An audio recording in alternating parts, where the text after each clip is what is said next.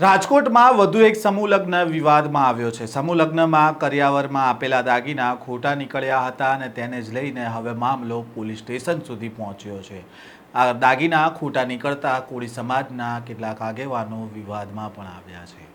વૈષ્ણવજન તો તેને કહીએ જે પીડ પરાઈ જાનાને રે।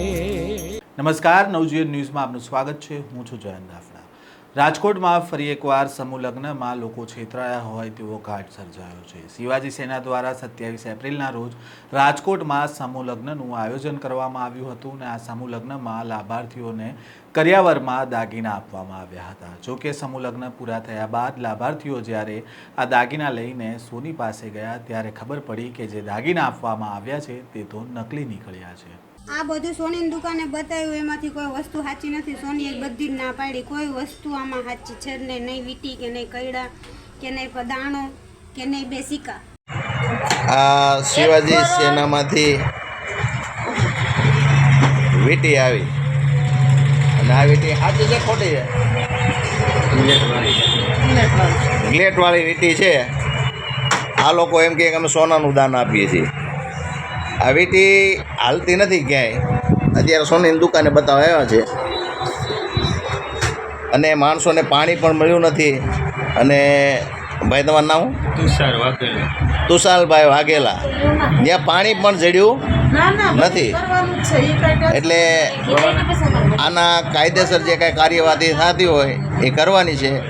સમૂહ લગ્નના લાભાર્થીઓ દ્વારા કેટલાક વિડીયો પણ જાહેર કરવામાં આવી રહ્યા છે, જેમાં આ દાગીના સોનીને ત્યાં ચેક કરાવ્યા ત્યાંથી જ વિડીયો બનાવે છે અને કહી રહ્યા છે કે આ નકલી દાગીના છે। જો કે લાભાર્થી છેતરાયા હોવાનો અહેસાસ થતાં રાજકોટ શહેર પોલીસ કમિશનર કચેરીમાં અરજી કરવામાં આવે છે।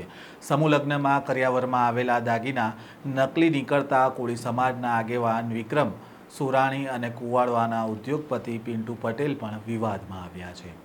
હાલ જે સોશિયલ મીડિયામાં જે 555 દીકરીના જે સમૂહ લગ્નને લઈને જે મુદ્દો ચાલે છે, એ મુદ્દામાં જે ખોટા દાગીનાને લઈને અત્યારે મેસેજ હતો, એમાં વિક્રમભાઈ અત્યારે બાંહેધરી આપે છે કે જે વ્યક્તિને ખોટા કોઈ પણ દાગીના આવી ગયા હોય તો મારી ઓફિસે આવી જજો, એને પરત કરી દેવામાં આવશે। હાલમાં જે સોશિયલ મીડિયા ઉપર 4-5 દિવસથી વિડીયો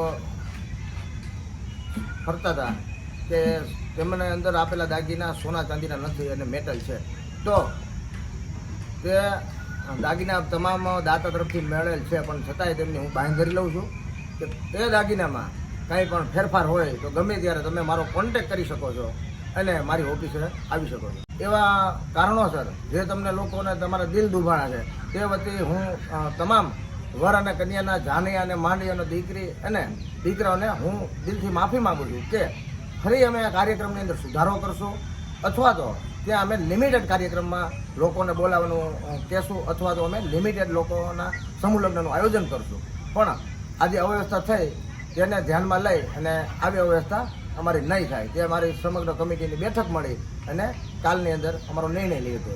જે લોકોના દાગીના નકલી નીકળ્યા છે તેમના દાગીના બદલી આપવા માટે સમાજના આગેવાનોએ બાંહેધરી આપી છે, સાથે જ આ બનાવને લઈને માફી પણ માંગી છે અને ફરી વખત આવું નહીં થાય તેવી પણ બાંહેધરી આપી છે।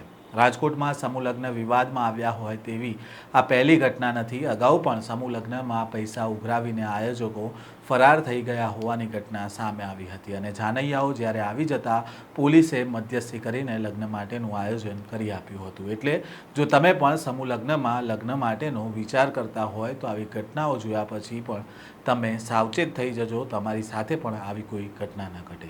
આ પ્રકારના સમાચાર સાથે ફરી મળીશું, ત્યાં સુધી નવજીવન ન્યૂઝ સાથે જોડાયેલા રહેજો।